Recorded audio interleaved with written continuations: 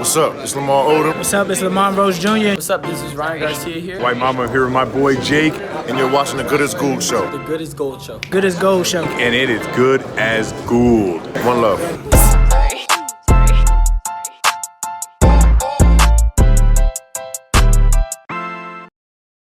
It's the Good As Gould Show on ICLU Radio, your campus station, and usually I'm in a cozy radio booth in Thousand Oaks, California.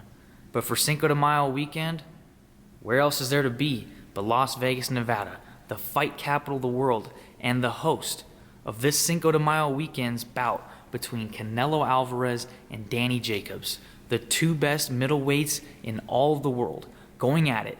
Two guys in their prime. You got Canelo Alvarez, the Mexican superstar, a guy who brings people all the way from Mexico, California, Texas, Arizona, all over the country to take on a guy who's been challenging and waiting for this moment. Danny Jacobs, a cancer survivor who's faced Triple G before. Gennady Golovkin in his battle, possibly his toughest test, was Danny Jacobs. And now Jacobs is back here in Las Vegas with a chance against Canelo Alvarez. And this is going to be live on DAZN, and you're not going to want to miss this. But before the fight, we got all the best coverage for you here on the Good As Gould Show on ICLU Radio, your campus station. So take a little bit of a tour with us as I show you this all-access pass takes us just about everywhere you want to be. So you don't want to miss this.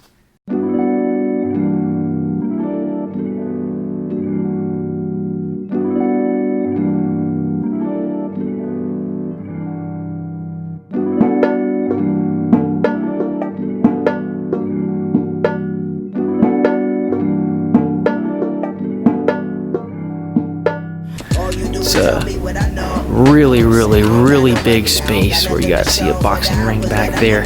But what's really cool though is everybody in the media gets one of these press kits. We got press releases, stats on all the fighters, including the undercard guys that'll be fighting, and then a complimentary LA Times newspaper special both in English and in Spanish. Shout out to the LA Times because they did a great job with this coverage for this fight that's going to be so massive. So one of the major points with DAZN is that they're going to say with $99.99 per year, you'll get over 100 premium fights in both Bellator, mixed martial arts, and boxing. If you look at their schedule over here, Canelo Alvarez and Danny Jacobs, obviously, this Saturday.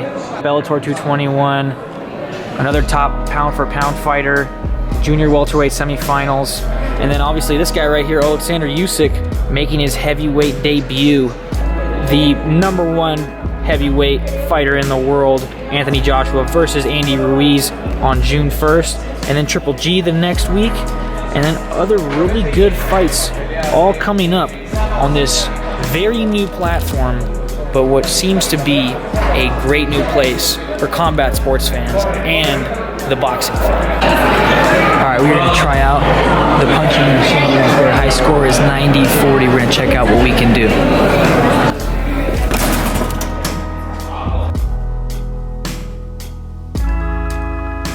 88-30, I'll take it. In leading up to the big fight, fighters get asked a lot of questions, some tough ones, some not as tough. I took an opportunity to ask Danny Jacobs a question about what type of music he listens to prepare himself to get into a ring for a big fight like the one he has against Canelo Alvarez. Danny, you say you want to block out distractions, but you talk about putting something in your ear, music. What are you listening to music-wise before the fight? I'm either bumping M.O.P. from Brownsville, Brooklyn. I'm either pumping some Notorious B.I.G., some Bob Marley, something that just, for me, represents the struggle, especially the struggle of my people and the culture that truly motivates me because, you know, when Canelo is fighting for his Mexican people, he comes out to Mexican music, and that pride that he feels from that's what I get when I'm listening to all of those people who inspire me through their music, because the struggle is very similar that I have, so, yeah.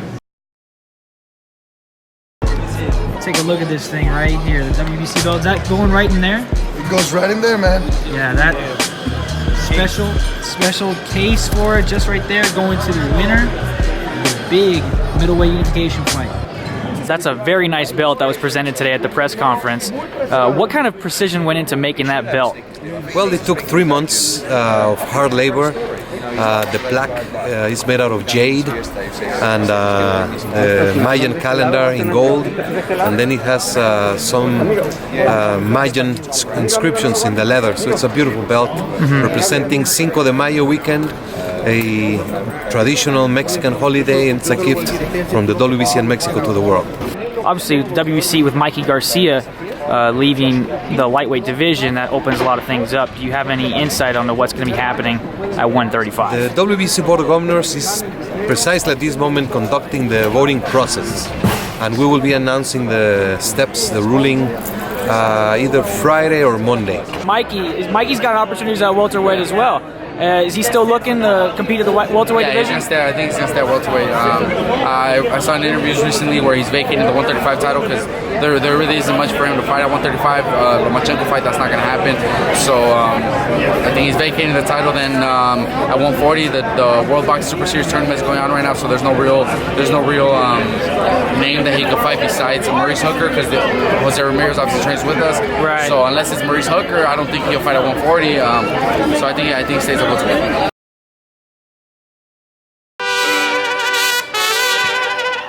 getting to the point where the weigh-in's about to be starting really soon outside of the arena. This is what we got. Check it out. You can take pictures with some of the ring girls over here. It's a pretty cool scene, but for now we're gonna get back inside to the gym.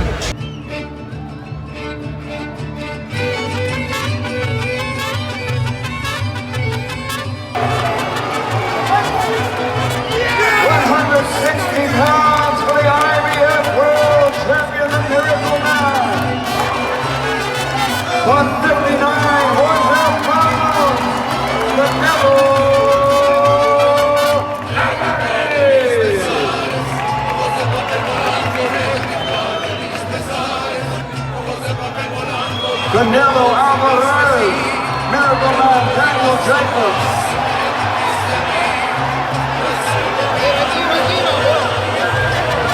It all goes down tomorrow night here at T-Mobile Arena. Champion versus champion for the IBF, WBA, WBC, middleweight championship of the world.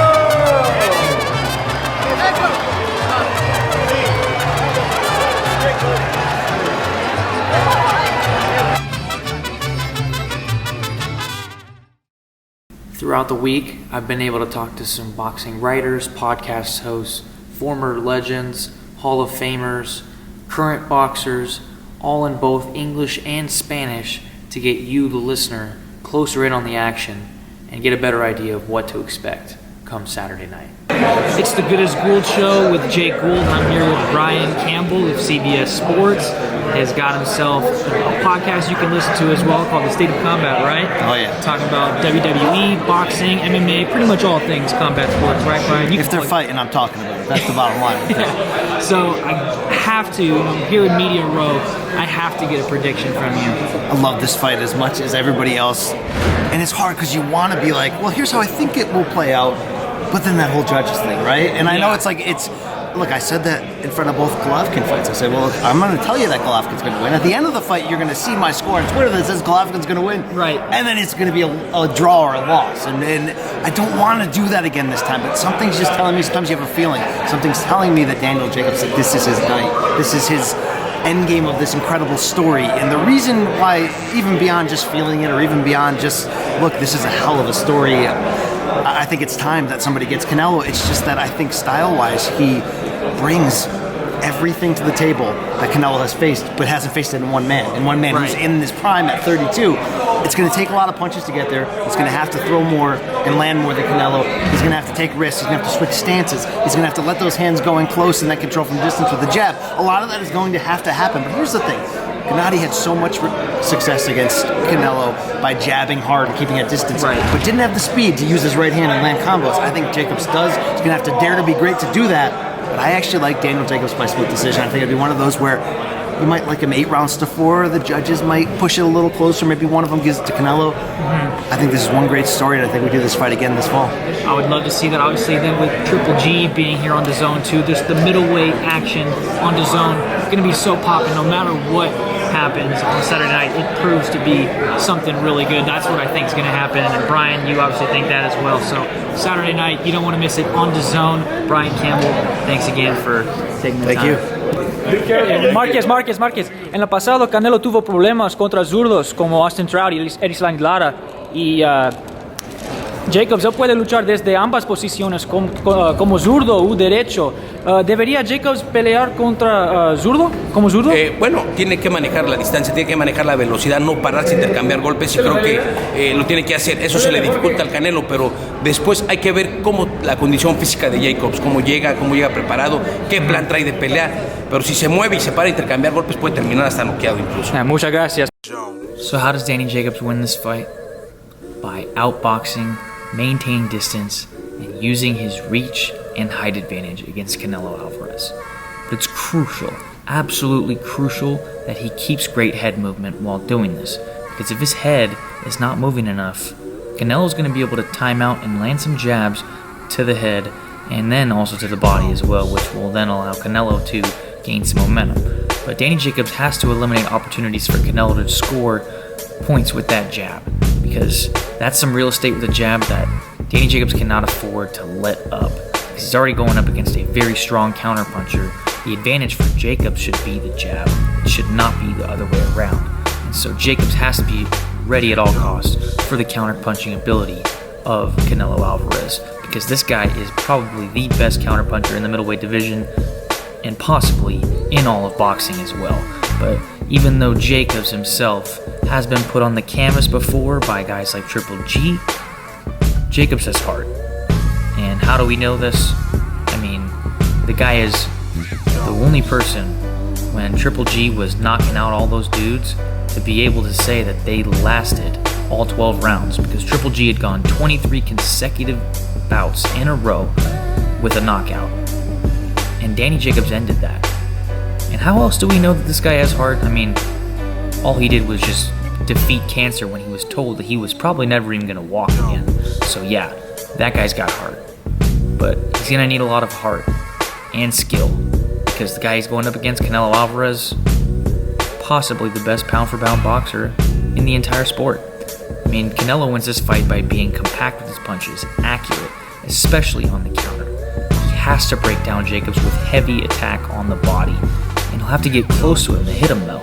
And see, that's the difference. Landing shots on the inside against Jacobs is not going to be as easy as it was against a guy like Triple G, because Triple G with that Mexican style brings the pressure to you, which means you have a clear target in front of your face at all costs. Jacobs, on the other hand, is going to prefer to box from the outside and stay away from devastating blows.